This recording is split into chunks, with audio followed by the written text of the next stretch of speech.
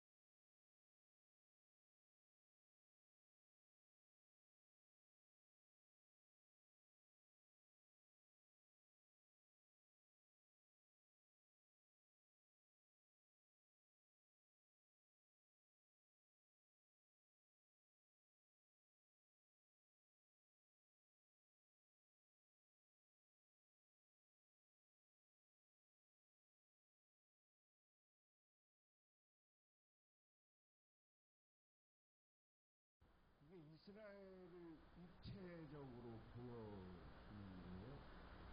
왜 성경 공부하는 게 이게 중요하냐면, 여기가 사해고 여기가 갈릴리고 여기 헤르몬산, 콜몬산이라는 산이 있는데요. 이 헤르몬산은 높습니다. 그래서 이 산에서 계속해서 물이 이 갈릴리 호수로 공급되죠. 그리고 요단강 곁에서 사해로 와요. 지중해는 여기까지 돼 있습니다. 그래서 똑같이 오면 이 사해랑 갈릴리 호수는 이 지중해보다는 낮은 곳에 있다 하는 거예요. 당장 진짜 깊은 거 들어보면 됩니다. 여기는 이게 최고 높은 산이 2,540m, 여기 후문산이 3,530m, 북두산보다 높은 산들이에요. 이쪽에 같은 산들이 있고, 3,000m, 3,500m 정도는 여기 만년선 산도 있습니다. 그러니까 이쪽 갈릴리 이쪽 지역은 물이 그래서 풍부하다 그런 이야기를 했고요. 이것도 아까도 보였습니다. 주로 예수님은 갈릴리에서 활동을 하셨어요. 그렇죠? 그래서 예수님이 오늘 베드로의 장모를 열병을 고쳤다 하는 게 요 가버나움 요 지역입니다. 갈릴리 북쪽. 그러니까 오늘 이 지역에서 예수님이 활동하시고 있다 하는 것을 이제 근본적으로 생각하는 게 오늘 성경을 봐야 됩니다. 다른 성경은 제자들을 부를 때 예수님이 오셔서 여러 가지 활동을 하시죠. 예수님이 여러 가지 일을 하세요. 갑자기 제자들이 와서 고기를 못 잡는데 고기를 많이 이야기들이 마태복음이나 누가복음이 있는데 마가복음은 그냥 제자를 부르는 것이니까 예를 들면 예수께서 갈릴리 바닷가를 지나가시다가 시몬과 그의 동생 안드레가 바다에서 그물을 던지고 있는 것을 보셨다. 그들은 어부였다. 예수께서 말씀하셨다. 나를 따라오너라. 내가 너희를 사람 낚는 어부가 되게 하리라. 그들은 그 그물을 버리고 예수를 따라갔다. 예수께서 조금 더 가시다가 세베대의 아들 야고보와 그의 동생 요한이 배에서 그물을 긋는 것을 보시고 곧바로 그들을 부르셨다. 그들의 아버지 세베대를 일꾼들과 함께 배에 두고 본 예수를 따라갔다. 예수님이 제자를 부를 때 오늘은 내가 늘 여러분한테 예수님의 제자 그러면 늘 예수님의 핵심은 성령을 들고 다닌다고 그랬어요. 성령이 누굽니까? 베드로, 요한, 야고보 여기 등장하는 거. 시몬이 이 시몬 여기서 예수님이 바닷가를 갈 때가 시몬과 그 안드레를 따라오라 그랬는데 이 시몬이 나중에 이름이 베드로로 바뀌는 사람입니다. 성경에는 베드로 동생 안드레 그리고 요한 그리고 요한과 요한의 야고보 이렇게 해준다.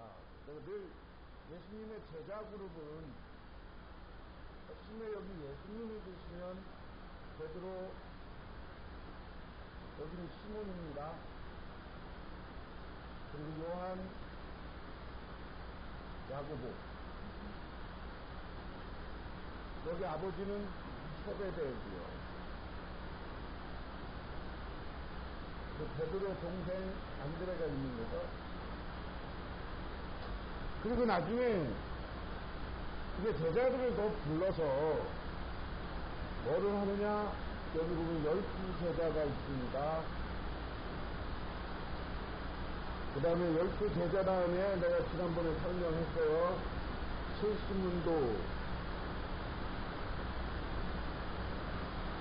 70문도는 뭐를 기준으로 얘기한다고 그랬어요? 예수님이 제자들을 선교하라고 파송했던 적이 있어요. 2년 딱 써서 이때 70명을 보냈다 하는 거고요. 그 다음에 이제 무리들이 그때는 이제 무리들이 있었다 이렇게 되는 이야기를 합니다. 그래서 지난 주일날 말씀드렸지만 내가 예수님은 12제자만 꼭 기다린 게 아니라 최하 70명, 많을 때는 한 500명 정도의 그룹들이 예수님을 따라다녔다 하는 게 이제 전설이에요. 왜 말씀을 드리냐면 예수님이 그냥 몰려다니고 제자들하고 다니는 걸 그냥 단순히 복음을 전한다 이런 것만 갖고 다니면 그게 아니지만 예수님이 한 70명, 500명만 몰려다녀도 이 당시는 그 지역에 소문이 많은 거고 그 지역이 그 사람들이 가면서 그 500명 기적을 예수님이 매일 일으킨 것도 아니고 가다가 뭘 사먹어야 되고 뭘 해야 되고 하니까 그 지역의 소문이 나게 보이는 거예요. 이미 예수님에 대한 이야기는 지난주부터 예수님이 그래서 세례요한에게 세례를 받고 복음 전파를 이야기하면서 예수님에 대한 이야기는 시작됐다. 그러면 오늘 본문 이야기를 보면 그냥 예수님이 가서 고기 잡고 있는 사람한테 너 나 따라와 하는 이야기거든요. 그렇잖아요? 오늘 말씀 그대로 보면 예수께서 갈릴리 바닷가를 지나가시다가 시몬과 그의 동생 안드레가 바다에서 그물을 던지고 있는 것을 보셨다. 그들은 어부였다. 예수께서 그들에게 말씀하셨다. 나를 따라오너라. 내가 너희를 사람 낚는 어부가 되겠다. 그래요? 간단한 이야기입니다. 그런데 이 사람들이 예수를 어떻게 알고 따라가느냐는 거예요. 고기 잡던 어부가 15절에서 간단하게 많은 사람들이 회복하고 돌아오고 예수님이 복음 전파했다. 그거 15절에 때가 찼고 하나님 나라에 갖고 왔으니 회개하고 복음 믿으라 라는 말씀을 전할 때 예수님에 대한 소문은 이미 퍼져나가기 시작한 거죠. 그가 누구냐? 이스라엘 백성들은 메시아 대망 사상이라는 걸 가지고 있다고 그랬어요. 그 이야기는 뭐냐면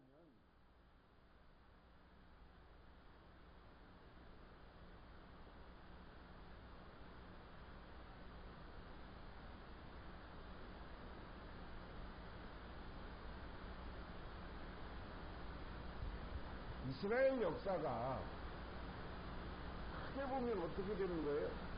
출애굽해서 사사 시대를 거쳐요. 그 다음에 통일왕국 시대라는 것을 경험해요. 통일왕국은 누구예요? 네? 다윗, 솔로몬,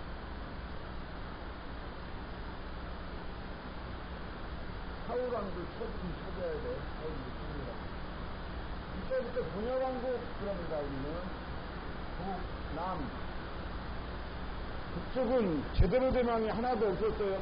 그쪽은 3대가 산 왕들이 없었습니다. 전부 쿠데타해갖고 다 왕들이 칼로 찔러졌고 그 아들한테 죽여버렸어요. 그 원인은 뭐예요? 우상숭배입니다. 우상숭배는 하나님이 반드시 징계가 있었습니다. 그래서 북왕국이 때로는 경제적으로 부강한 때도 있었지만 하나님 앞에서는 아니었어요. 남한국도 제가 지난주에 말씀드렸어요. 히스기야, 요시아를 제외하고는 전부 상당 세워놓고 우상숭배했어요. 그 결과는 뭐였습니까? 바벨론 포로 바벨론에게 멸망합니다. 그렇죠? 근데 포로에서 80년 갔다가 70년 만에 누가 돌아오라고 그래? 근데 페르시아 고레스 왕이 돌아오라고 그래요. 페르시아는 누굽니까? 지금 이란입니다. 페르시아가 이 당시 얼마나 셌느냐면 저 페르시아 북쪽까지 유럽까지 전쟁을 했고요. 이란이 인도까지 와서 전쟁을 했어요. 이 페르시아 군대는 막 옛날 영화, 이스라엘 영화 보면 이 페르시아 군대는 그 코끼리 부대가 있어. 코끼리 따고 막 전쟁하는 부대. 인도에서 코끼리 이쪽 와서 인도도 이 페르시아랑 전쟁할 때 막 추격하고 합니다. 페르시아가 돌아왔어요.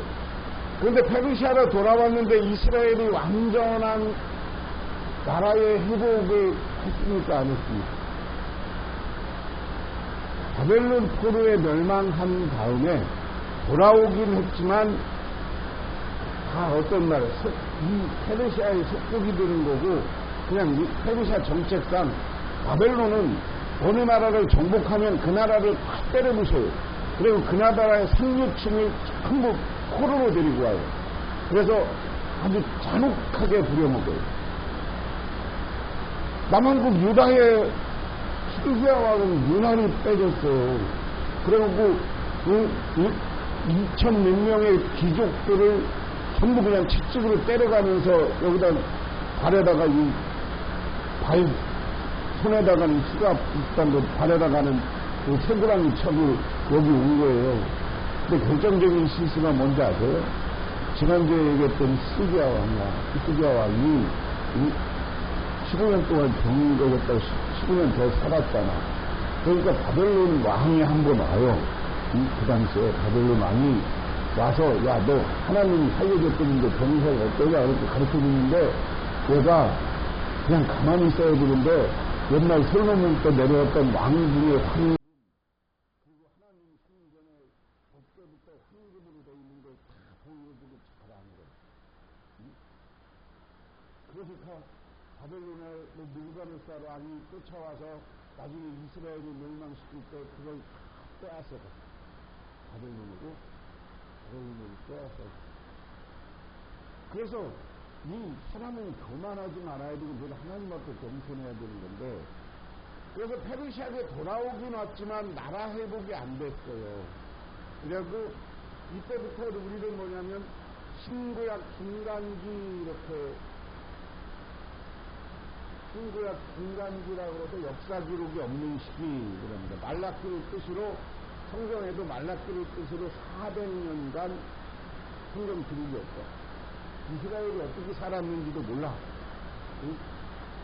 유다 백성들이 어떻게 살았는지도 모르지만 전부 흩어져서 살기도 하고, 예수님 당시에 다시 예수님이 등장하면서 마가복음 마태복음이 등장하면서 이제 이스라엘 역사가 시작돼. 근데 이스라엘 역사가 다시 시작되는데 페르시아 다음에 로마에 의해서 멸망당합니다. 페르시아가 로마에 멸망된 건 아니고요. 그 유명한 알렉산더 대왕. 알렉산더 대왕은 로마가 아니라 로마 위에 조그만 나라 왕이었어요. 그 아버지가. 그래서 로마를 통일하고 그리고 이쪽 서쪽으로 해서 페르시아랑 전쟁을 해서 아주 그 인도까지 다 점령한 그 유명한 왕이잖아요. 서른살에 그 동서양을 통틀은 최고의 제국이 됐다. 그게 알렉산더 대왕입니다. 그런데 이런 역사적 시대를 겪으면서 이스라엘은 로마의 속국이 됐고요. 페르시아한테 완전 해방이 아니라 그냥 니들 지방 자치하는 것처럼 니들까지 살아. 페르시아는 바벨론은 철저히 그 나라를 멸망시키고 그들 다 뺏어가고 노예로 했지만 페르시아는 지금 유화 정책을 씁니다. 돌아가서 니네 문화는 유지하고 니네들끼리 잘 살아. 니네 거 다 하고 그 대신에 조건이 있어. 세금만 잘 갖춰. 응? 세금만 잘 갖추면 내가 뭐라고 안 할게. 그 얘기예요. 그래서 그런 정책을 쓰다가 로마에 의해서 망하는 거예요. 알렉산더 대왕에 의해서 페르시아가 망하고 지금 이 예수님 당시는 로마가 점령을 알렉산더도 로마 세력에게 나중에 망하죠. 그래서 알렉산더가 죽고 로마가 갈라지면서 나중에 이제 그렇게 됩니다. 그런데 이렇게 바벨론의 포로로 돌아와서 속국에 있으면서 나중에 자기들 왕을 못 세우면서 이스라엘 백성들이 가진 생각은 뭐냐면 하나님이 메시아를 보내서 우리들 나라를 구해줄 것이다. 근데 그분은 능력자다라는 거예요. 그래서 이스라엘 백성들이 바라봤던 메시아, 유대인들이 그들에게 온다고 생각한 메시아는 누구냐면 정치적 메시아를 이야기합니다. 그래서 정치적으로 이스라엘을 회복시키고 막 그렇게 할 것으로 보는 겁니다. 이스라엘 백성들은 저 위에 지도자부터 지금 이 가난한 어부들까지 하나님을 믿는 이스라엘 백성들, 하나님이 때가 되면 우리에게 메시아를 보내준다고 했다. 그래서 예수님이 세례요한이 세례를 베푸면서 때가 찼다 회개하리라라고 했을 때 사람들이 와서 세례요한한테 물어보는 거예요. 네가 메시아냐? 네가 하나님 보낸 메시아냐? 하는 물음을 세례요한한테 했죠. 그런데 세례요한이 지난주 공부에 뭐라고 해요? 아이, 난 아닙니다. 너희의 참 메시아 큰 이가 올 겁니다. 나는 그분의 신발끈 하나 매는 것만큼도 연약하고 낮은 사람입니다. 라는 이야기가 거기서 나옵니다. 이미 세례요한이 내 뒤에 오는 이가 메시아라고 선언을 했어. 그리고 오늘 예수님이 세례를 받을 때 하늘로부터 음성이 들렸다는 소식이 있어요. 그리고 예수님이 말씀을 세례요한과 똑같은 말을 전하는데 권위 있고 예수님이 새로운 메시아다라는 소문이 이미 터진 거예요. 그래서 예수님이 가는 과정 속에 바리새파 사람들, 서기관 율법학자 서기관의 세번역에서는 다 뭐로 하냐면 성경학자 이렇게 번역해요. 요즘 그것도요. 이 사람들이 전부 계속 예수님을 해방놓고 예수님에게 시비 거는 건 그 사람들은 경제적으로 부자야. 진짜 메시아가 와서 세상을 뒤집히면 피해가 많아. 그러니까 예수님을 계속 공격하는 거예요. 진짜 정치적 메시아인 줄 알고. 그런데 예수님은 정치적 메시아가 아니라 어떤 것으로 오셨다? 영적 메시아이고 우리의 구원자로 오신 분이 예수님이다. 그래서 오늘 그런 예수님에 대한 소문이 있었기 때문에 제자들이 오늘 세베대의 아들 요한과 야고보, 그리고 오늘 베드로, 여기 시몬이라고 하는 베드로, 그리고 그 동생 안드레, 야 따라와. 너희들 내가 사람 낚는 어부가 되게 만들어줄게. 그러니까 따라오는 거예요. 여러분, 오늘 이야기 속에서 우리가 중요한 게 있어요. 하나님이 우리에게 나를 따르라고 했을 때 우리는 뭐라고 지금 답하고 있느냐라는 거예요. 아멘. 따르겠습니다. 주님이 나의 구원자이고 주님 가는 길이 내가 살 길이나라고 고백하고 우리는 하나님을 따르고 예수를 따르는 심정을 가져야 되는 줄 믿으시기 바랍니다. 오늘 말씀에 중요한 게 그 제자의 부르는 거 보면 무조건 따라. 자기가 지금 어부였는데 요한과 야고보는 자기 아버지 세대대랑 같이 지금 배에서 그물 붓고 하는 거야. 고기를 한번 잡으면 그물은 꼭 찢어지잖아. 그럼 다시 그물을 잘 수리해서 그 다음날 가야 또 그 다음 고기를 잡을 수 있는 거예요. 어부들의 일이 고기 잡아오는 것만 끝나는 게 아니더라고요. 그런 일을 하다가, 그런데 요한과 야고보와 오늘 말씀에 보면 일꾼들과 아버지가 같이 있다라고 하는 걸 보면 요한과 야고보는 좀 대도 있고 선주인 것 같아요.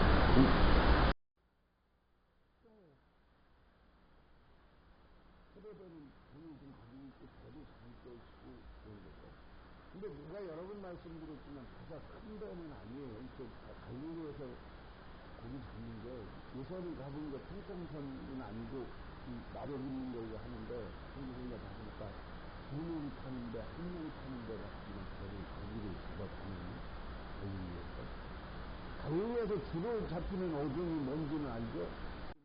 그 고기가 그 지종입니다. 갈릴리에서 잡히는 게 크잖아, 이만하잖아.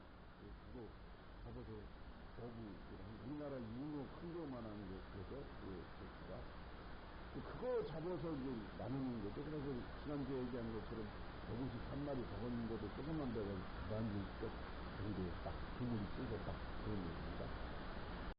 자, 그래서 오늘 제자들이 따랐다. 재미난 이야기가 하나 있어요. 스승과 제자라는 이야기인데, 안산에서 목회하다 옛날에 그분의 감정에 대한 이야기입니다. 그분이 지방에서 신학교를 졸업하고 서울에 있는 신학대학원에 합격했다고 합니다. 당시 그렇게 파트너나 한 전도사 월급이 5,000원 이렇게 사례비가. 그래서 대학원 등록금이 5,000원에도 이 당시에 최소한 한 등록금이 없었다는 거죠. 근데 우연히 지나가다가 신학교 교수님이 야, 너 등록금 준비됐냐? 라고 하니까 그럼 부족합니다. 라고 이야기를 했습니다. 그 말을 들은 사모님하고 교수님이 등록금을 융통했었고, 그래서 토요일에 반드시 갚겠다고 약속을 했습니다. 그런데 세월이 흘러서 그 스승 목사님이 미국으로 이민을 가시고, 그분은 목사가 되어서 강사에서 개척하고 큰 교회를 이뤘습니다. 30년이 지난 어느 날 한국을 방문한 스승과 목사님과 사모님을 만나 교회로 모시고 옛 이야기라는 그 글씨를 100대로 듣고 용서하면서 고마움을 표했다. 그런데 스승과 사모님은 30년 전에 자기가 등록금 대준 걸 모르더라는데 기억이 안 난다는 것이었습니다. 제자에게 사랑을 준 것을 잊어버리고 살아왔다. 그런데 스승 목사님은 자네가 이렇게 성장해 있는 모습, 그것이 제자로서 신에 대한 보답이네. 우리가 자네의 목회 모습을 보는 것만으로도 우리 노년은 행복하네 하고 하더랍니다. 이게 스승과 제자 사이를 잘 가르쳐주는 이야기입니다. 제자들한테 무엇을 갚을 때 무조건 자기 갚을 것을 기대하고 있는 건. 그런데 오늘 예수님의 제자들을 예수님이 부르시는 것도 예수님이 그들에게 무엇을 요구하는 것은 아니다.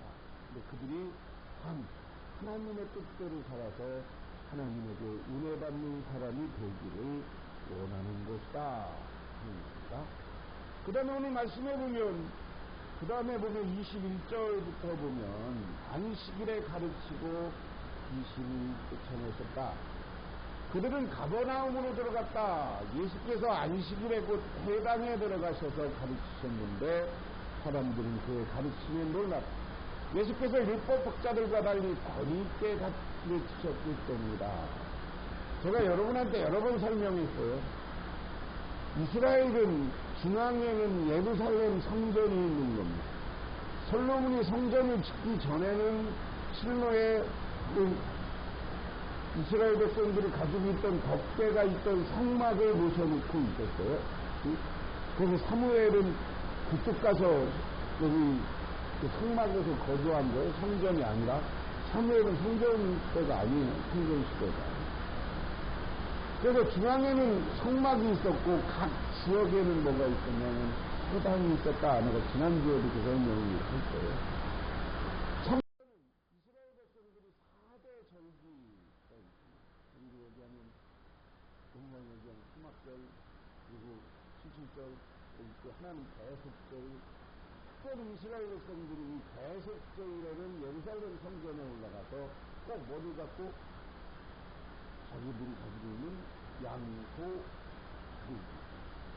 자기의 경제적 여건에 따라 부자들은 소를, 빨간 소를 가져가고, 그 다음에 양을 가져가고, 염소를 가져가고, 그 다음에 돈 없는 사람들은 부들부들. 빨간 소는 지금 없습니다. 이스라엘 사람들이 유전학적으로 지금 유대인들이 빨간 소를 재건하는 노력을 엄청 해요. 근데 아직 안 나와요. 이스라엘 백성들은 어떻게 믿고 있느냐, 유대인들은 자기들이 성전을 새롭게 회복하고 제사를 회복하는 날, 이스라엘 백성들은 예수님을 메시아라고 안 믿으니까요. 구원자라고 안 믿으니까요. 그때 하나님이 메시아를 보내주실 것이고 이 땅에 새로운 이스라엘 중심의 새로운 하나의 나라가 만들어질 것이다. 이스라엘은 그렇게 이야기하고 있습니다. 그래서 성전을 회복하려면 뭐가 있어야 돼요? 덮개를 가져와야 돼요. 근데 덮개가 지금까지 어디 있는지 밝혀지지 않았어요. 터키에 있는, 저는 지금 터키라고 안 하지, 뚜르크라고 해요. 뚜르크에 있는 어느 산에 묻혀 있다. 또 하나는 기독교가 발전하면서 정말 이스라엘에 있는 그것을 가져와서 고항이 저 바티칸 지하에다가 숨겨놨다는 여러 가지 설이 있습니다. 그래서 그것을 회복해야 돼요. 그 다음에 성전을 재건해야 돼요. 그런데 성전을 재건하려고 그러면 그 성전, 지금 이스라엘 성전 터울에 뭐가 있어요? 예루살렘 가면 예루살렘에 황금 사원이 있어요. 이슬람 사원이 있어요. 그래서 이슬람 사원에 그것을 때려부시고 성전을 져야 돼요. 근데 지금 거기다가 이스라엘 성전 된다고 하면 제2의 중동전쟁, 제3의 중동전쟁 일어나요. 그러니까 두 번째는 재물을 회복해야 되는데 왕들은 빨간색을 갖췄습니다. 빨간색을 아직 유전학적으로 찾지 못했어요. 회복하지 못해서 요한하다. 하나님이 그건 허락하지 않을 것이다. 저들은 예수를 믿어버리는데 딴짓하고 있냐. 그래서 이제 우리나라 이단 시비가 있는 그쪽에서 곧 예루살렘 지금 빨리 해서 선교해서 기독교인 예루살렘을 또 바꿔야 하나님이 재림한다 이렇게 주장하는 무슨 하나 있거든요. 저도 이단이라고 합니다, 보통. 근데 우리 청년들이 거기에 많이 빠져요.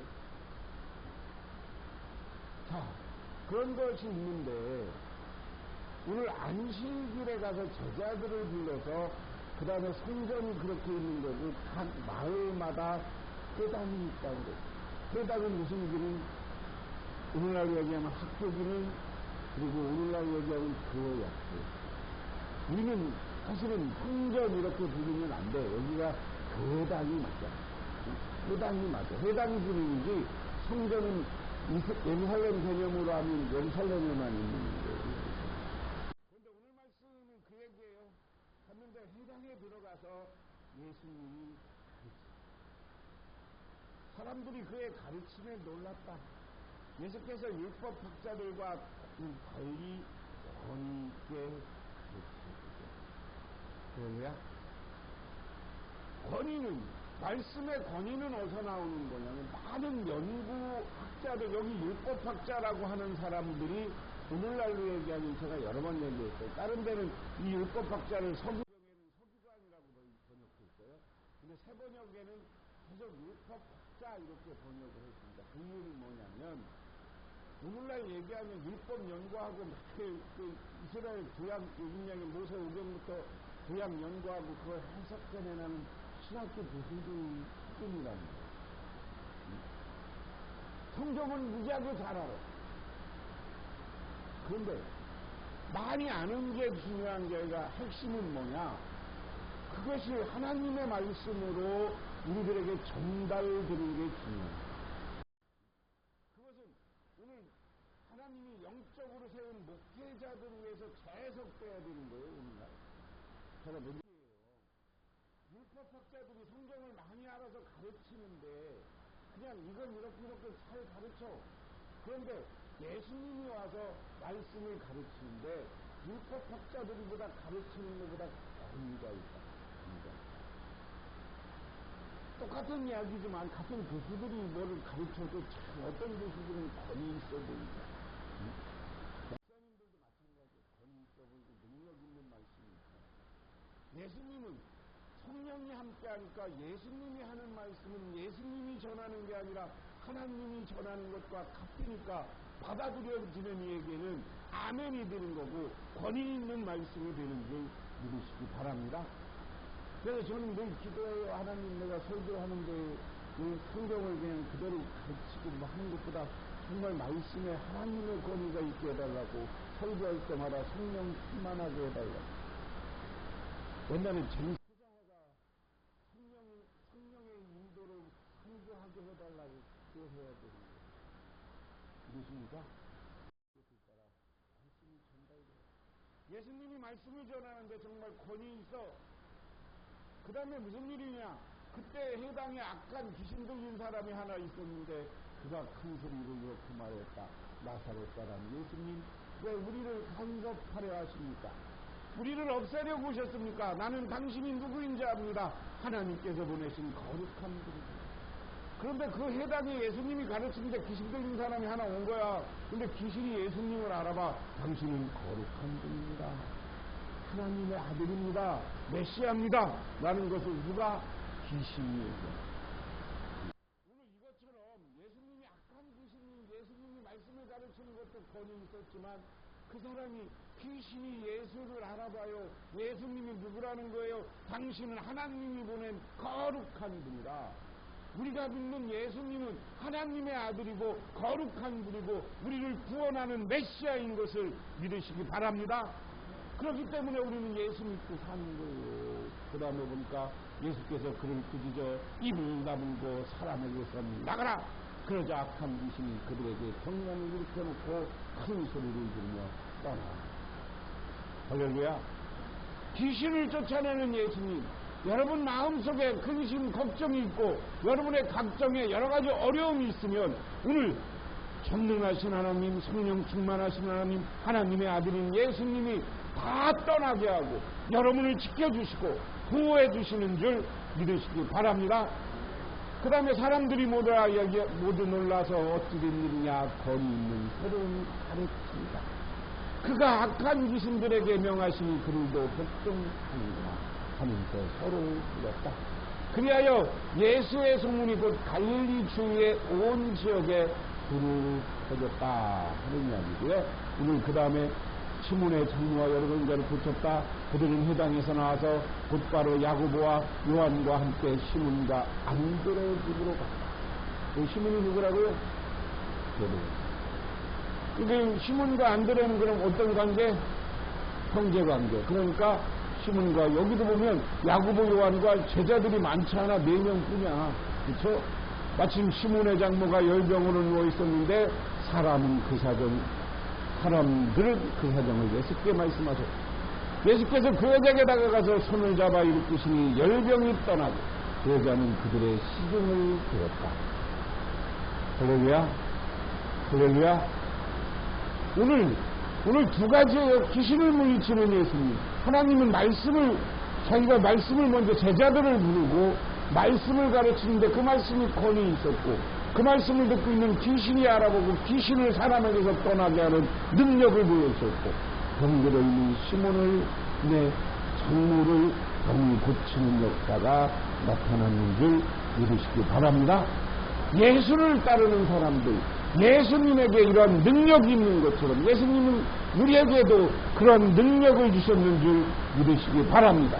그래서 자부심을 갖고 자긍심을 갖고 주님을 따라 살아갈 때 하나님은 우리에게 놀라운 은혜와 은총을 베풀어 그럼 우리는 부름받은 제자들이 예수님을 당당하게 따라가는 것, 우리가 언제든지 건강한 사람으로, 예수 믿는 사람으로, 예수의 제자로서 삶을 살아서 모든 여러분의 문제를 해결하고 병마 문제를 해결하고 근심 걱정을 물리치고 하나님의 은혜와 축복을 받는 저와 여러분이 되시기를 주님의 이름으로 축원합니다. 기도하겠습니다. 하나님 아버지 고맙습니다. 오늘 이렇게 저희들 주님의 제자에 나와 기도하며 간구드립니다. 하나님, 이 시간 간절히 바라고 나옵기는 우리들을 구원하여 주시고 우리들을 예수님이 오늘 놀라운 기적과 능력과 말씀 전하는 능력을 보면서 우리에게도 성령을 보내주셔서 세상에 나가 예수를 전하고 말씀을 전할 때 많은 사람들이 예수께 돌아오는 역사가 나타나게 하옵소서. 또한 우리의 삶도 정말 우리의 문제를 해결하고 물질적으로나 영적으로나 우리의 삶이 풍요로운 삶이 되게 하옵소서. 예수님 이름 받들어 기도드리옵나이다. 아멘.